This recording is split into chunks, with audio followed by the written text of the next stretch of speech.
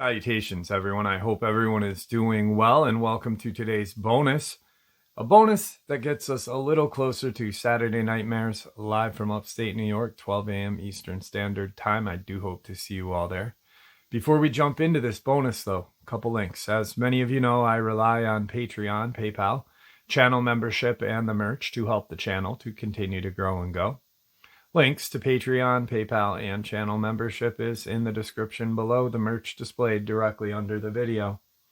Also, Dogman Frightening Encounters, Volume 1 through 3, the audiobook versions. They were written and researched by Tom Lyons, narrated and produced by me, Jeff Nadolny. Those audiobooks are available on Audible, Amazon, and iTunes, links to which are also in the description as well. And finally, last but definitely not least, if you'd really like to help support this channel to continue to grow and go, simply subscribe. It does not cost a cent. Click that like button, takes half a second. If you don't want to miss out on any of the informative uploads that I put out daily, click the bell icon, and folks, please leave a comment and share the video. Why? Well, because all of these things really do help this channel to continue to grow and go. They definitely do matter, and they are appreciated. And with that, I have taken far too much of your time. Let's jump in to today's bonus, shall we? Today's first encounter. To start off, I've never been a firm believer in anything paranormal. After this, I can no doubt believe in things that cannot be explained. And this is my bone-chilling experience. The experience happened in 2020 during the pandemic. As everyone knows, the world shut down and everyone and everything was on lockdown. As for me, I got a lot of time to practice what I love, and that was baseball. I live in Montana, close to Glacier National Park. I was 17 at the time, and to put it into perspective, I am 6'4", and have a pretty good build, but I'm a gentle giant, and I get paranoid easily. I know, right? Big guy that gets scared easily. My family has a huge backyard, 78 acres of dense forest, and in those acres, there's a shooting range, some ATV trails, and a small creek. So I am no stranger to being outside and exploring the woods. One afternoon, I'd say 4-ish, I'm out riding my ATV on one of our made trails. I saw something dart from the corner of my eye as I turned a bend. I slowed the ATV down and looked in the direction that I saw the movement. Then I noticed the only sound I heard was the ATV. Me being a curious fellow, turned the ATV off and listened, as it was dead silent. I swear the forest was on mute, and that's when I heard it. Footsteps crunching leaves and sticks. These were slow, heavy footsteps, but it was purposely trying to be quiet. No later than 5 seconds after I turned the ATV off, the footsteps stopped. And growing up outdoors and in the woods, when it goes dead silent, not even the bugs are heard, it means something is on the prowl. My mind starts racing, and I realize there is a predator around here somewhere, and I need to leave because we have bear in this area. We have seen plenty of bear on the property, and I was in no mood of dealing with one. Right as I was about to turn the key on the ATV and start it up, I heard a singular tongue click sound as if it was whatever it was trying to get my attention. Hell no, I muttered, turned the key and sped out of there as fast as the ATV could go. Sadly, this is the beginning of the experience. I sped home, ran straight inside, and told my mom who was cooking dinner. She paused and looked at me with the most confused look ever. I knew she didn't believe me, but I asked, what could it have been? Because there is no way a bear could make a tongue-clicking sound and walk on what sounded like 2 feet. My mom just brushed it off and said, maybe you're imagining, or maybe it was your exhaust popping from your ATV. Yeah, I guess, I said, even though I knew it was not an exhaust pop. A few days go by, and I forgot about this whole thing. A couple weeks go by without any issues until one day I'm outside with my German Shepherd Rusty, playing ball with him. It was maybe dusk. I'd hit a ball into the woods and he'd go fetch it, bringing it back. On one of these hits, he runs for the ball and just stops dead in his tracks, staring into the woods. His ears are twitching. I'm confused at his sudden behavior, so I call his name maybe 4 times. He doesn't budge. He just stands there staring at something in the woods. Then, here's where shit hits the fan. He suddenly backs up slowly and starts growling and baring his teeth, snarling and going berserk.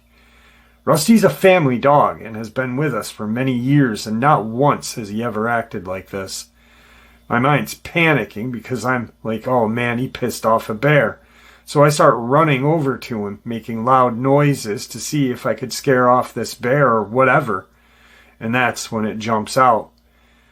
I was about 30 feet from Rusty at this point, and dumbfounded. This creature was like another German Shepherd, but double Rusty's size, dark brown, had the head of a German Shepherd, blood-red eyes glaring at me, human-like hands with claws at the end. This thing stood 6 feet tall at least. I noticed that it was extremely skinny, as if it was malnourished. I instantly knew from listening to stories and watching TV shows about the paranormal that this was a Dogman. It completely turned its attention from Rusty to me and starts growling at me, slowly creeping toward me. My heart hit rock bottom. My whole body went blank. My instincts screamed at me, run. Suddenly, I had the biggest adrenaline boost ever. But I was not about to let my dog get absolutely shredded to pieces. I've heard the damage that these things can do to deer and other animals, and that was not happening to my dog. Then it charged at me, snarling. It covered 15 feet in 2 steps. This thing had such rage and hatred. Then, out of pure adrenaline, I just swung my metal bat, still in my hands, as hard as I could, and connected with its head. Let me tell you, when I hit that Dogman or werewolf thing in the face, I knew I racked up something in its head. It was a loud clunk as it staggered backward, almost falling over. Then Rusty attacked and bit its arm. It let out a howl. It smacked Rusty, sending him flying maybe 10 feet in the opposite direction. Seeing Rusty on the ground, I had another adrenaline boost, this time filled with anger also, and I again swung this metal bat, this time with a noticeable dent in it again at its face, connecting. This time there was another clink and a small crack. I looked at its face and noticed that its jaw was crooked. I believe I broke this thing's jaw. It got knocked to the side and tried to snarl at me again, but this time a weird sound came out of its mouth. Best way to describe it, sounded like a drunken growl. It even seemed surprised that it sounded different. It kind of paused and had a humanoid look of confusion on its face, shook its head, realizing the damage. Then its blood-red eyes stared right into my soul, and I saw the rage only build inside of it. I knew the bat was no match. I raised it up again and swung, but, thank the heavens above, there was a gunshot and the beast was hit with a .30 caliber round from my dad's custom hunting rifle. I snapped my head back toward the house to see my mom with a rifle in her hands, aiming another round as she screams, "Get back!" as she unloads another round, this time hitting it in the leg. It howls a painful, forced howl as it turns and tries running back into the forest. I sprint over to Rusty and pick up this huge dog and sprint back to the house, my mom scanning the tree line and backing up to the house. We go inside and lock all the doors and windows as she runs up to me and hugs me, praising the Lord, saying she saw the whole thing, and ran and grabbed my dad's rifle out of the gun safe and ran outside just in time to shoot. I examined Rusty while my mom was watching the tree line. Rusty had nothing major, a cut on his shoulder, and that was about it. My mom called the police and told them everything about what happened when they arrived. I broke down, letting all my emotions flow freely, and, to our surprise, They said they've had calls about a weird, tall, skinny dog that has been running around the town lately. We called my dad and explained the whole thing. He left work early. We then stayed at a relative's place for a while and ended up selling that house, which was honestly really sad, but probably the right thing to do. We moved closer to town because of our experience. I am now positive that things exist that we do not understand. And everyone, please be careful if you live next to the woods. Something in there are not bears and will not hesitate to end you. Today's second encounter. This will be told through my brother's perspective. My brother is a United States Forest Service smoke jumper. These guys and gals jump out of airplanes to fight wildfires in some of the most rugged and isolated forests in the country. For privacy's sake, I will not share his name or any of the particulars which may identify his outfit. Thus, I will not be able to share the exact location, but it happened in Northern California. 0500, we are called out to California to fight an emerging fire that had been ignited by a lightning storm. 0520, airborne. 0600, we circle the target, throw a couple of streamers, and the first jumper exits the aircraft. 0610, I exit the aircraft, deploying my chute, and begin my final descent. 0615, successful landing, pack my parachute, and spot the next jumper, my partner. This fire had jumped up the canyon very quickly due to high winds, which drew it up through the draw. At this point, the fire was 20 to 30 acres and 0% contained. The new wind patterns threatened to double the acreage within minutes. We were digging fire breaks in an attempt to redirect the flames. It was around this time that my jump partner signaled for me to come and take a look at something. I approached his position and immediately smelled a dead animal burning. Sad though it is, this is not uncommon. I met my partner and he pointed up the tree. I looked up and saw a large smoldering mass. Due to the size, I thought it was a bear, but when I looked through my binoculars, I could see that this creature had hands and legs with feet. At this point, I knew that it was a Sasquatch, even though I had never seen one before. It was the only thing that would match the description of what we were seeing. The tree in question was in the canyon the fire had jumped, and we figured the Sasquatch had been trying to escape the fire by running up the canyon and had climbed the tree once the fire jumped. We called it in, and we were instructed to evacuate the area. As we were leaving, I could hear something crashing through the brush before us. In a matter of seconds, a second Sasquatch emerged from the trees. It came to a stop 40 yards in front of us, looking right at me, and let out this god-awful scream. Its eyes were full of rage, and I was definitely in fear for my life at that point. The plane carrying a fire retardant flew overhead and deployed its load, which distracted the Squatch. It took one last look at us before pivoting and continuing crashing through the brush to our right away from the fire.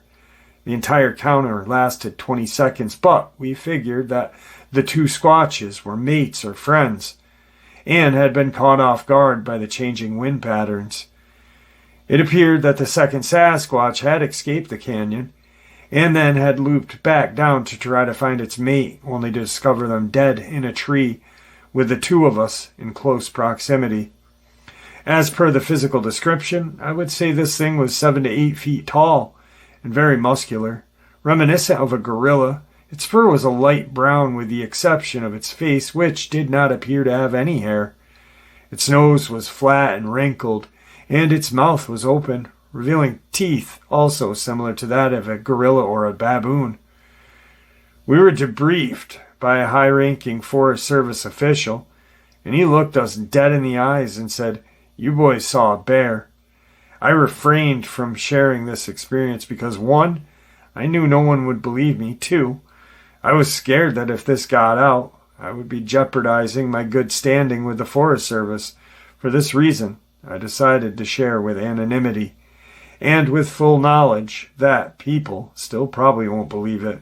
But these creatures are out there, and they are affected by these wildfires as well. Thank you for letting me share. Today's third encounter. This takes place on my grandparents' property up in the Colorado mountains, a couple of hours outside of Denver. My grandparents lived in a decent-sized cabin in the smack-dab middle of the woods. They have about 168 acres of forest they own. I was 19 at the time and decided to go hunting since deer were in season, and I was honestly really excited to go hunting. It was around 9 in the morning, and after breakfast of pancakes and eggs, I packed a small backpack and told my parents and grandparents I was going out to see if I could bag a deer. They said okay and let me on my way. To give some info, I'm maybe 6 foot, 180. So I'm by no means a small guy. I took about 30 minutes to walk to my tree stand as I was trying to be quiet. It was freezing out, maybe 10 degrees with the wind chill. I arrived at my stand and took the ladder up and sat in my tree stand. I was in a very good spot because I was high enough to see around me, and I was partially covered by leaves and branches. I started to give calls and make noises, and at around 2 hours, 3 doe came running out of the trees to my right into my shooting lane. I, unfortunately, was not going for does, but I was a little morale booster because it meant deer were around, and I was absolutely freezing my ass off in the stand. After watching the doe for a bit, they disappeared off in another direction, and again, I'm alone. I waited for another hour to see if anything else would come, but nothing did. So I opened my backpack and pulled a couple of granola bars out with some trail mix and water. I finished my snack, sipped some water, and in the middle of my drinking my water, a big 8-point buck came trotting through the trees. To be honest, I almost choked on my water. This was the biggest buck I had ever seen, and it was right in my shooting lane. And it was broadside, which was perfect. It was about 50-ish yards out. My heart was racing. I was so excited I was carrying my personal .308 Winchester, which my dad bought me a year before I turned 18. I steadied my aim and took a breath as I looked through and adjusted the scope and saw this darn thing kick into gear and sprint into the trees. Damn it, I muttered under my breath because I was genuinely pretty pissed. What the hell scared it off, I wondered. I looked around with the scope and glanced to the left, and that's when I saw it about 30 feet to the left. I honestly can't believe I didn't pass out. There was a set of large, amber-colored eyes staring into my soul through my scope. My gut dropped as I saw this thing emerge from the forest and come into view. Standing on 2 legs, there it was, jet black. The head looked like a German shepherd, and its ears are pointed up. This thing was huge, maybe 7-8 feet tall. It was muscular, but not like a bodybuilder, but more like a professional track runner. Its legs were skinny and dog-like. It was very defined, and its arms were lanky but ended in claws. Then I saw its lips curl back, showing me its canines snarling. I wanted to leave. I wanted to get out of here, but I couldn't stop looking at it. It was fixated on me, and I was fixated on it. I was cold, and my blood felt like ice coursing through. I was shaking, my thoughts ran through my mind, and I realized my .308 would probably not do me any good. This thing would shred me to bits. As if my mind and soul were not shattered enough already, this thing started slowly walking toward my stand. It got about 25 feet away, just staring at me. Words cannot describe the fear nor terror I was feeling at that point. It gave me a "you're lucky you didn't shoot that deer, you'd be next" look. It then growled this really low, grumbly, loud growl. The best I can describe it is an alligator, but longer, not as throaty, and like a dog doing it. I was sweating so bad, my heart was pounding so hard, I thought I was going to explode. Then it gave out this kind of snort, turned around with a swift motion, got onto all fours, and ran in the direction of the buck. I sat there for 30 minutes watching and waiting because there was no way I was getting down from the stand right after watching it run off. I finally got enough courage and sprinted home as fast as I could. I told my parents and they didn't believe me. My grandparents, on the other hand, pulled me aside after and said they had seen it too. They haven't seen it in a couple years, but they knew it was out there. I've been back several times and never saw it again, nor do I want to. I think to myself as being insanely lucky, and that day it was hungry for that deer, not me. A warning for those who go out into the woods. There are some things in those woods that cannot be tamed, so please stay alert and be careful. Today's fourth encounter. This experience happened back in mid-October of 2016. Me and a friend were out deer hunting along the ridges of North Hector, Arkansas. We had several cattle deaths before the sighting, but we had mainly chalked it up to coyote or coy dog roaming the property, as it was next to the Ozarks. This wasn't uncommon, as we expected livestock death during the fall due to the high amount of predators in the area. Me and my friend, who was more like a brother, Lee, had gotten out of our classes early, so we rode out to the ridge that we called T Hill to check my family's cattle and maybe hunt for some game that evening if we saw anything. Usually the cattle would be grazing and you could spot deer around the fence lines that touched the hardwood flats. Everything seemed normal except the cattle were not in their normal area out on top of the ridge. Instead, they were hiding in the lower thickets. Watching a cow pace around one of the streams that trickled down the ridge. Now these streams were never over 6 to 7 inches deep, and that was only if we had a downpour. I kept the cow at bay while Lee drove his ATV a little closer to the stream before waving me over. In the stream was one of our young calves dead, but it wasn't mauled like it would have been if a coyote had killed it. We both shrugged it off. It must have gotten weak and drowned in the small stream. A few days later, we had a weekend off and went hunting along that ridge. Lee managed to harvest a good-sized deer. I went to go help him drag it out. This is whenever we saw it. It was grayish color, stood up from the bramble thicket in front of us and let out this low, deep rumble. Lee was maybe 5'10". I'm about 6 foot at the time. But this thing was at least a foot taller than me. Instantly, we both unsighted our rifles and fired at it. The beast stumbled as Lee's .306 and my .350 struck it. It screamed as we watched blood bubble from its chest and diaphragm. It didn't drop, and we knew we had to keep firing or we were going to end up being a meal. We fired again and again before this thing ran screaming from the woods, for the woods, and off into the ridgeline. We ain't tracking that damn thing, Lee said, as we finished dragging his deer up the trail and loaded it hastily on the ATV before peeling out of there. Shortly after we graduated, I left the area.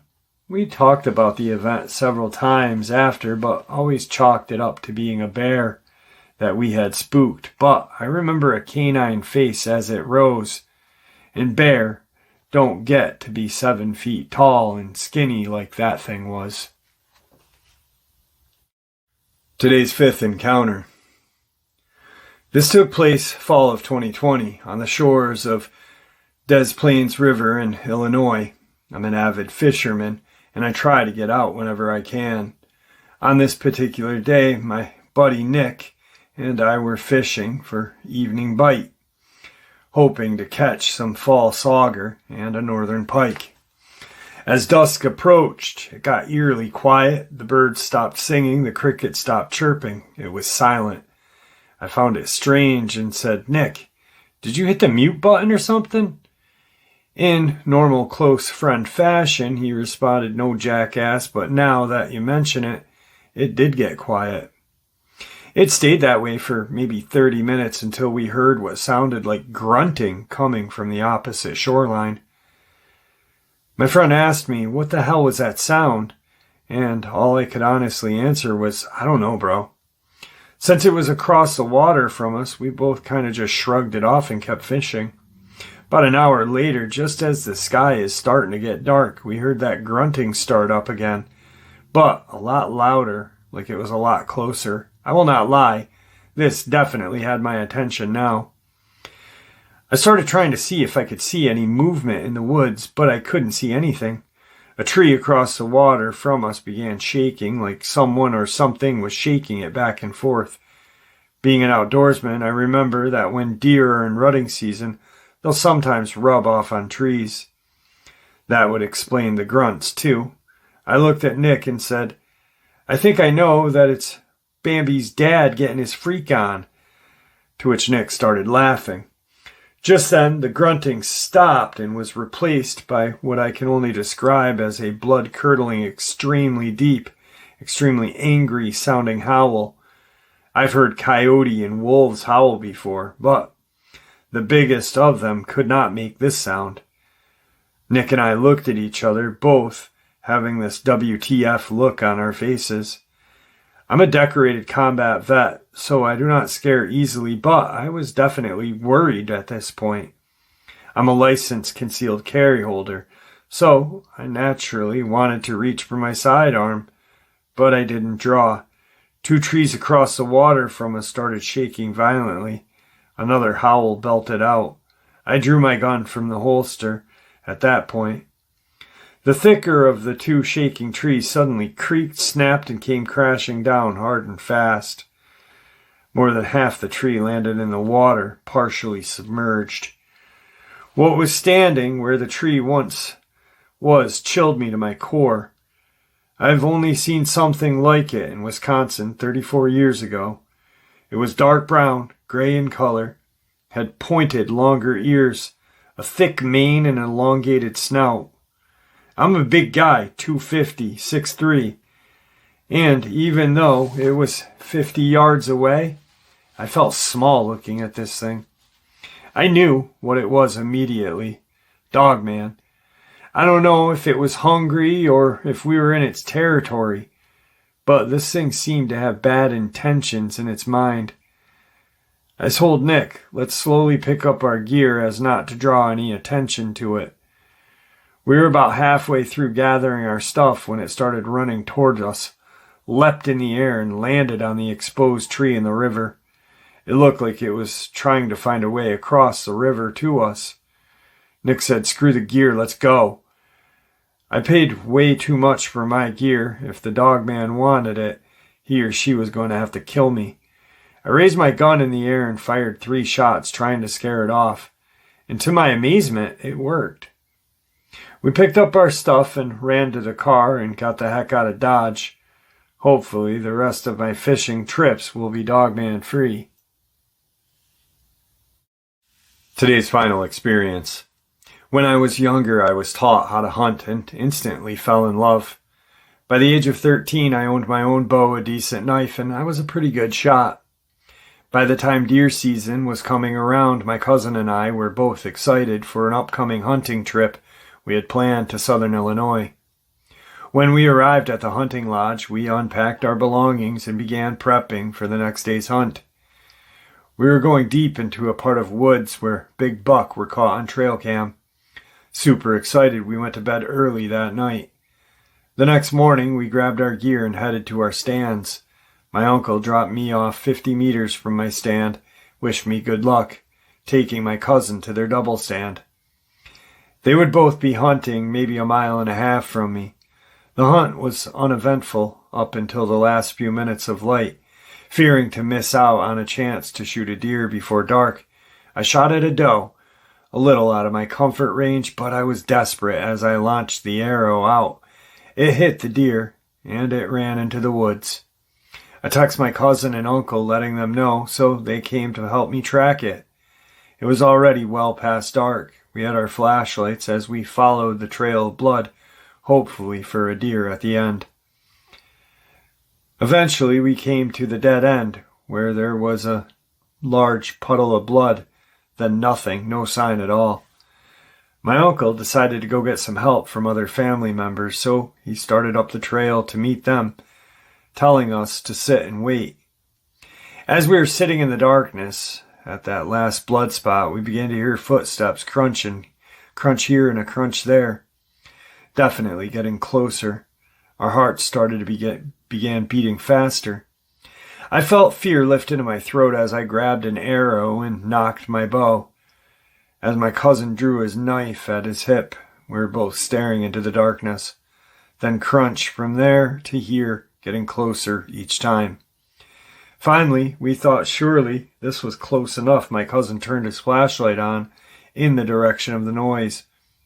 Before the light could completely engulf the creature, we saw 2 yellow eyes reflecting the light, maybe 6.5, 7 feet off the ground, just to immerse itself back into the darkness. We both got a little closer, scared, not able to speak to each other, as we heard the crunch of this thing encircling us. Thinking this thing was surely going to attack us, we got ready for a fight. When, up the hill, we hear voices and can see lights, as my uncle and 2 other family members, all carrying guns, came and found us shaking, terrified. They only shrugged it off and asked where the last blood was. We told them we looked on for more blood or the deer and found nothing. My cousin and I, still afraid, would not leave our uncle's side. Eventually, giving up, we returned to the lodge, and we both decided we didn't want to go out hunting the next morning. I've hunted since and still love the woods, but I am always extra careful at night and always carry a firearm with me. I still don't know what it was, but I hope I never find out. You have it, folks. I hope you all enjoyed today's bonus as much as I enjoyed sharing it with you. I hope to see you all at tonight's live stream, 12 a.m. Eastern Standard Time. We do have a lot of fun, guys, sharing experiences and theories. It is unlike any other live stream on YouTube in the cryptozoology and paranormal research community. Thank you for supporting the channel. It is, after all of your support that keeps this channel growing and going, and what gives us all a place and a chance to share our experiences and theories judgment-free. Everyone is simply treated with the respect that we deserve. Please stay safe, happy, healthy, and ever vigilant, keeping an eye on our children, pets, family, and friends. These creatures are real. These events have happened. Share this information with those you love and care about, and it may just help save their lives someday. Until next time, never stop asking questions. Never stop searching for the truth, and God bless you all.